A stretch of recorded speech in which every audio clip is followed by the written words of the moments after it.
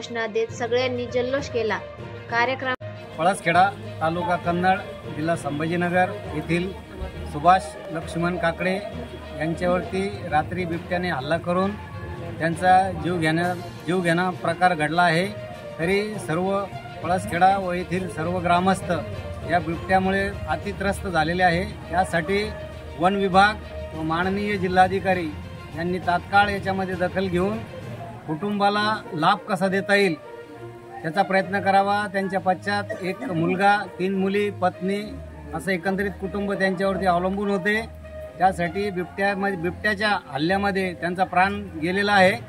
तरी वन विभागाने व माननीय जिल्हाधिकारी यांनी त्वरित यामध्ये लक्ष घालून याची दखल घेऊन कुटुंबाला आर्थिक लाभ कसा मिळवून देता येईल याकडे लक्ष देण्याची गरज आहे। यासाठी सर्व ग्रामस्थ यांच्यामध्ये हळहळ व्यक्त करण्यात येत आहे।